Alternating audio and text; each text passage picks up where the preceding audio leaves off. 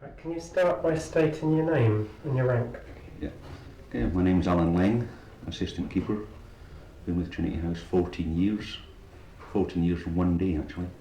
It's the 24th of April 1980 I joined, and this is the 25th of April 1994.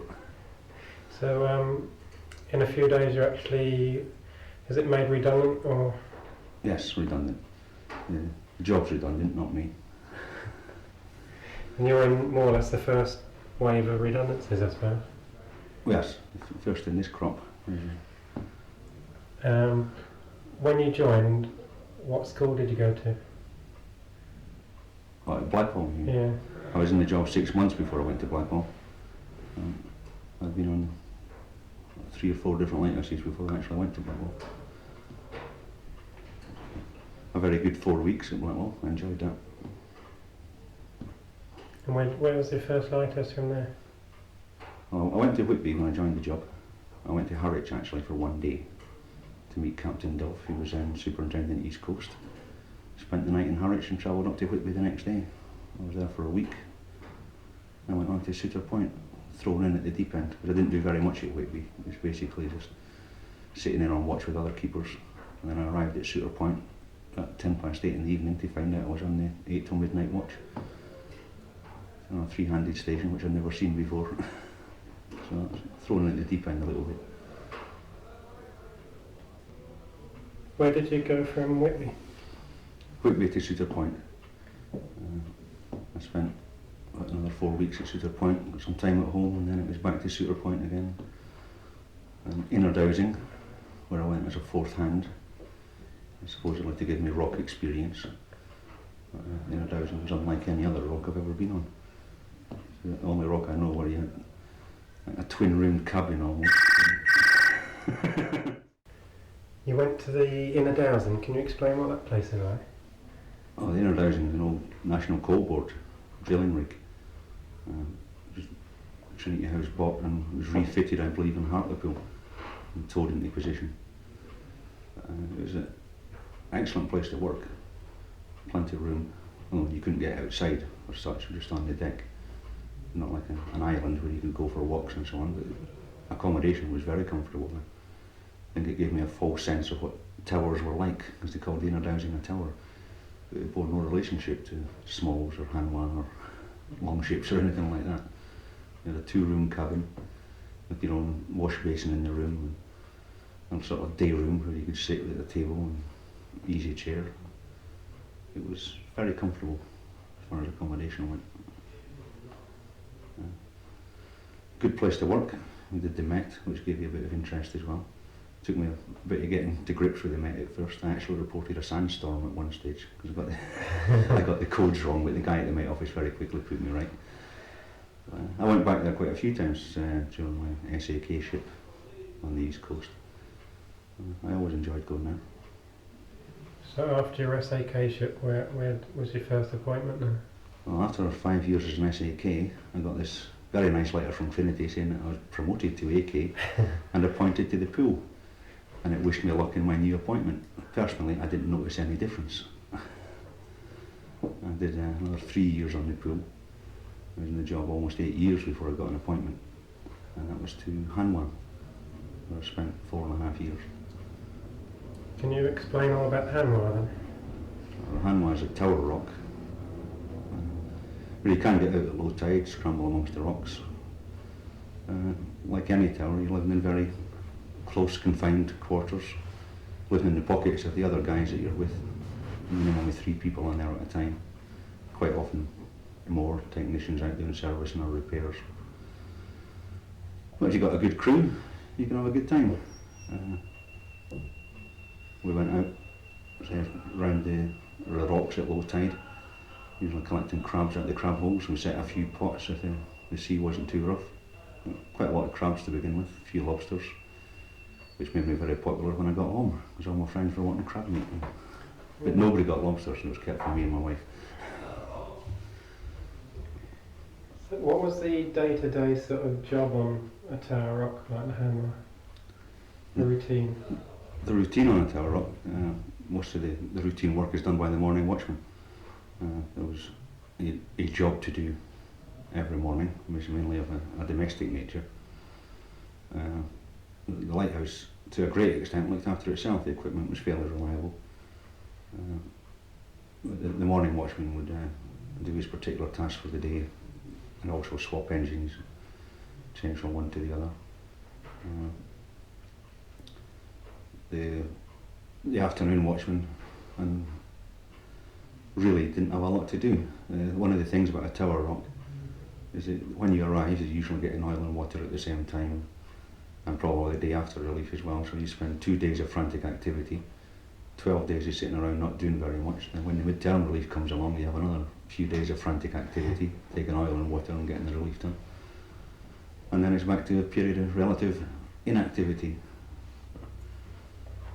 So the inactivity bits, did you have hobbies? I think you have to. Most of my time was spent studying with the Open University. I found it a fairly good place to do it, although it could be difficult when you're in such confined quarters. I used to do quite a lot of studying in the early hours of the morning when I was on the middle watch, and sometimes on the morning watch once I'd finished the routine duties and before the others got up. I'd get a few hours in. But it could be difficult finding time to study on a place like that. Because there's no real privacy, is there? That's right, there is no privacy as such. You're really living in the pockets of the other people that are there with you. So what did you study? Politics and economics. I graduated Bachelor of Arts in 1992. I'm continuing my studies just now to convert my BA degree to a BA Honours degree. Yeah, and you'll carry that on when you get into Civvy Street, is it? Yes. I should finish this course I'm doing this year, and it will leave me with just half a credit, assuming I'm successful in the exam in October. I'll just need to acquire one more half credit and I'll get an honours. I'm not quite sure what I'm going to do with it, but I did it mainly from my own satisfaction, to prove to myself that I could do it, and I have done. What other towers have you been on? I've been on the Bishop Rock, which is bigger than Hanwha. Also has an extra room, which is quite good. It gives you the option of a little bit of privacy if you need it. I've been on Longships and a short visit to the Smalls. It's the only other towers I've worked on. Can you tell us about the Smalls? Well, I think the Smalls is well named because it does seem to be small. I'm not sure if that's just in my mind or what. They always seem to be very cramped on the Smalls, and it's a long way offshore, more so than any other tower I've been on. In Hanwha, you're a mile offshore. Longships, you could almost throw a stone ashore. It seemed quite close to the coast. And the Bishop was a fair way out from the mainland, but then again you had the Scilly Isles in reasonably close proximity. Smalls always seemed that little bit more isolated, where you could look out and just see water all around you quite often. Inner Dowsing was like that as well, of course. You felt a bit more isolated, but I never objected to that. I enjoyed the isolation of the job. I quite enjoyed getting away from the world for a month at a time. I did object, however, to being isolated on shore stations. I'm not sure why that was. It's probably just down to my own psyche. But I thought if you're at sea and you're isolated, that's fine. But I felt a bit annoyed about being in a very remote land station. If you're on a land station, you should have a few facilities round about you. Some of them are quite remote, miles from anywhere. So your recollection of the Smalls is just being cramped? Yeah. What was the crew like when I was only there for a few days actually, just went out shortly before the relief and came off with the relief. So I don't remember that much about it really, except that it seemed to be small. How about the Longships then? Longships was okay. I did a couple of turns on the Longships. Each time I was with some good lads. We got on quite well together. And once again on the Longships there is the opportunity at low water to get out and to actually get out the tower, which I think is quite important when you're on these places. So in the winter, once on the Hanwha, you could be banged up for some time, for a week or more sometimes without getting out if the weather was bad. And I was never one to walk around the heli deck. A lot of people did that just for exercise, just walk round and round the heli deck on top of the lighthouse. But after 2 turns of walking around the heli deck, I used to be bored out my skull. I just couldn't do it. I'd quite happily go down and scramble among the rocks for hours, but just couldn't walk around the heli deck.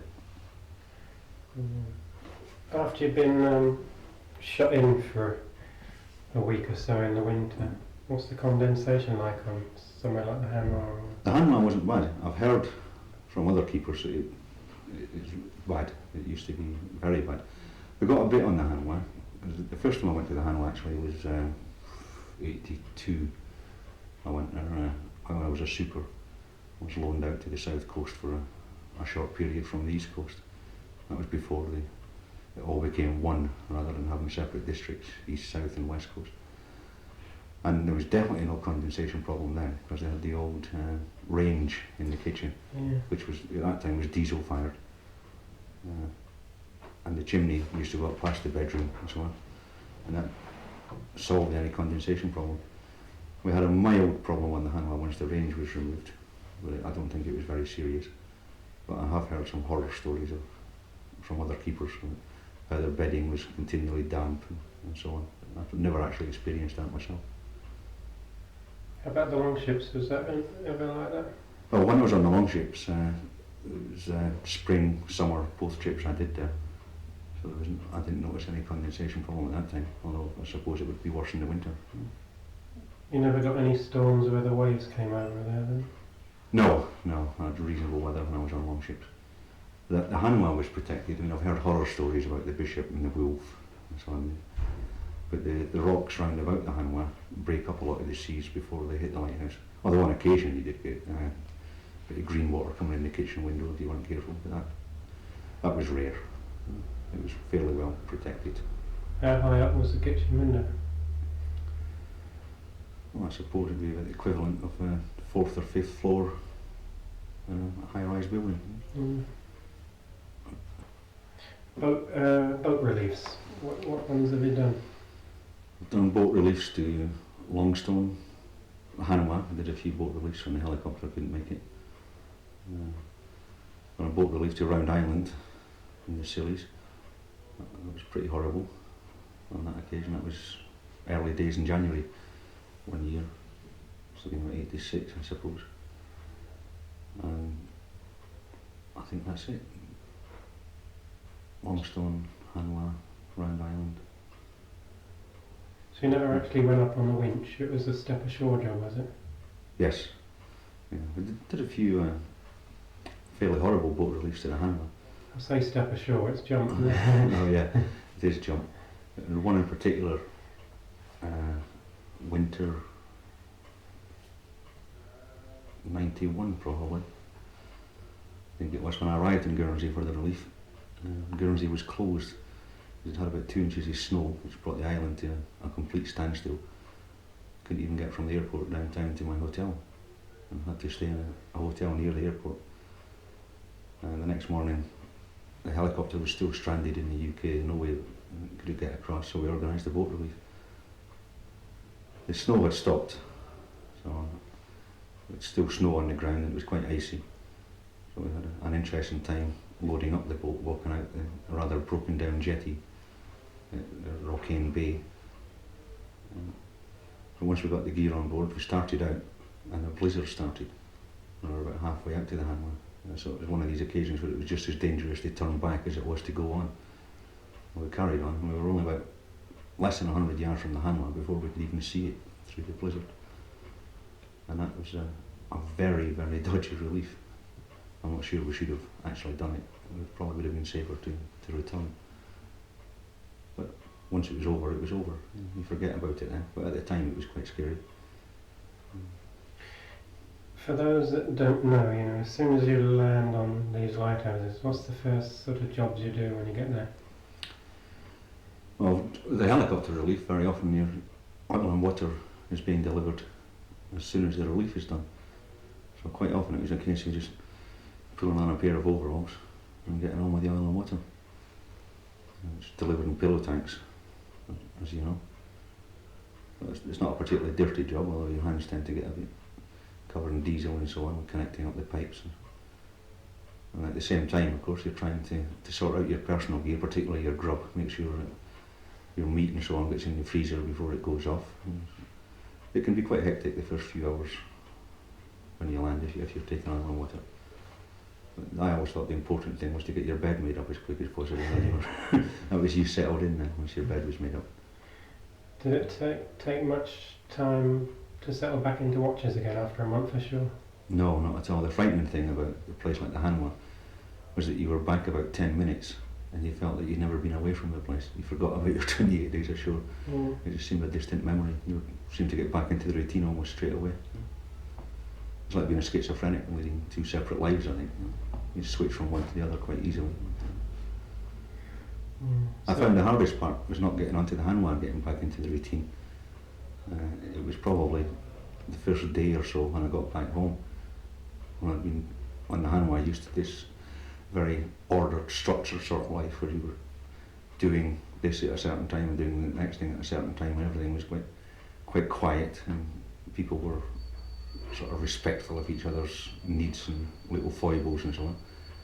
And then the first day at home, and you got two kids running around shouting, sort of pleased to see you home and all excited, and the noise and the disharmony of kids running around was, it took a day or two to get used to that again. Yeah, that brings to the other point. Your wife is looking after the kids for the month and doing all the discipline. Then you come home. Is it hard feeling as if you're intruding at all? No, I didn't feel like that. What we obviously have to try and do in any family is that the parents should maintain a sort of consistency of approach to the children, the rules, what they can do and what they can't do, and so on. And possibly, after having not seen the children for a month, I may have been, certainly for the first few days, a bit more lax, let them get away with a bit more than their mother may have done. But we try and maintain a consistency of approach. Whether we're successful in that is open to debate. How many children have you got? 3.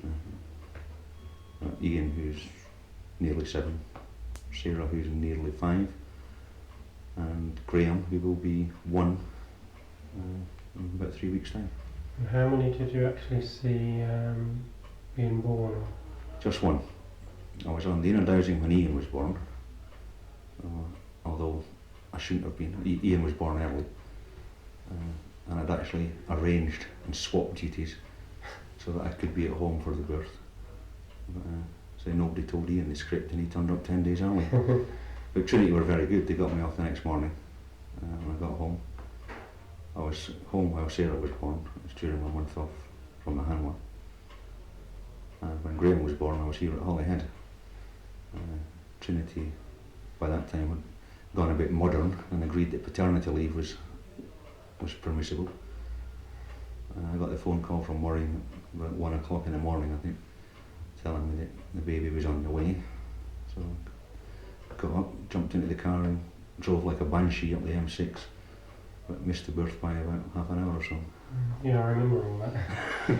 We better explain as well, this interview is being done in Holyhead Control Centre, so all the noises, background noises from the other crew. It shows how busy we are here at Holyhead. You said you're on the Longstone. Can you explain about that place? Longstone was a great place. I enjoyed going there. I went quite a few times in my first 2 or 3 years in the job. It's on the outermost of the Farne Islands off the Northumbrian coast. And at night you can actually see St Abb's Head light flashing, which takes me back into God's country. I enjoyed going to Longstone. It was a comfortable place to live. It still had a wind-up when I was there, which is the clockwork lens, which is the only one I've ever experienced. It only had to be wound up every 4 hours, unlike some I believe used to be every hour or whatever. Can you remember how many wines it was? No, I can't. There was a mark on the wire that used to wind up until you got to this mark. If you wound any further than that, the weights used to lodge on a shelf, and then of course they wouldn't go down there where the lens would stop, which I actually managed to do one night. We had a fixed light for about 30 seconds while I frantically pulled away at this weight and cleared it. There's an interesting place at Longstone. The seals used to breed there.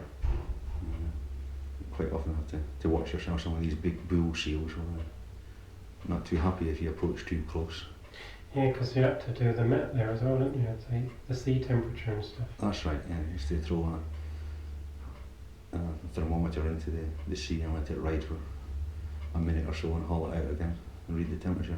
Which meant you had to go down that path at dawn, more or less, and That's step right. over Some seals and make sure there was no big bull seals ready to take a chunk out of your leg or something. Yeah.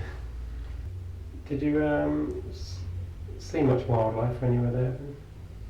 Yeah, there was, so I was there quite a few times. I actually saw a seal pup being born once, which was quite nice. Took quite a few good photographs.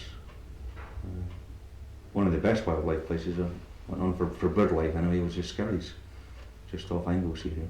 Yeah. So I was there right through the breeding season. When I was on the pool, I managed to do 3 consecutive trips to the Skerries, which was like luxury, when you're on the pool. So the terns, herring gulls, great blackbacks, lesser blackbacks, oyster catchers, all breeding around the lighthouse. It was really quite good, as long as you stayed out of the way of the terns. They had a definite habit of diving at you and giving you a skim on the head with their bills.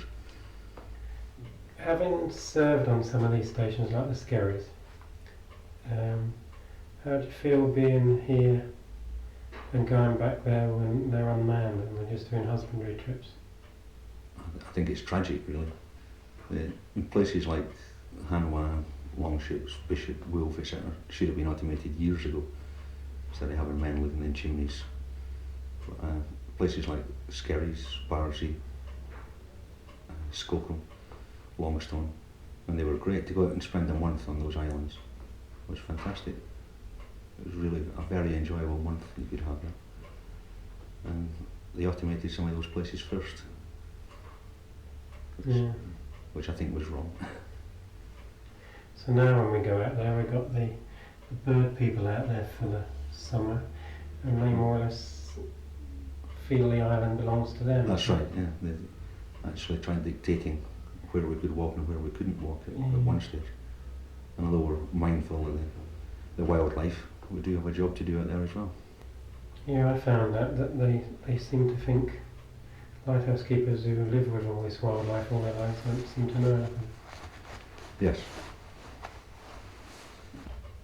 Anything else you saw on it?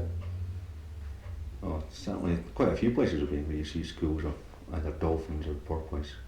I'm not knowledgeable enough to know the difference, but you quite regularly see them jumping and leaping about, very playful. Seen them. The last time I saw a school of porpoise or dolphins was at St Tudwalks, just off the Queen Peninsula last summer. A very nice day. Seals basking on the rocks below us, and these dolphins, oblique porpoise, playing offshore. It was almost an idyllic scene. I thought there's people who would pay hundreds of pounds to come out and see this sort of thing, and I'm getting paid to do it. I was quite chuffed about it. I mean, there's aspects of this job I'm going to miss, things like that. There's other bits I won't miss at all. But Yeah, we're all going to miss it, I think, if we're honest about it. What was your favourite spot then, of all? it's hard to say. Various places have different things going for them, and different disadvantages. But I really did enjoy Skerries as a land station. I enjoyed the wildlife. The size of the island was great, where you could get away from the lighthouse for a couple of hours when you weren't on watch and go for a good walk around the island. Bardsey I also enjoyed, although I was only there a couple of times for a fortnight each time. Any offshore island, I think, is a magic place to go for a month. What was Bardsey like then when men were there? Well, Bardsey, of course, is a much bigger island than Skerries. There's people who live there all the time. But you can still get that sense of isolation that you're away from the real world for a bit. The mountain used to be a good bit of exercise on Bardsey. You'd get lots of good walks around there, climb the mountain, and occasionally you'd meet someone while you were out, either from the bird observatory or the farmers at the other end of the island. I enjoyed going there. So that's what you're going to miss the most, I suppose, is the being alone when you want to be, perhaps? Yeah, probably. It might be. I'm looking forward in a lot of ways to being at home all the time, sleeping in my own bed every night. But then again, how long will it take before the wife and 3 kids being there all the time sort of get on top of me? Because I do enjoy my own company, and that's one of the things that you need to do in this job, I think. Is to be able to enjoy your own company and enjoy a bit of solitude, quiet.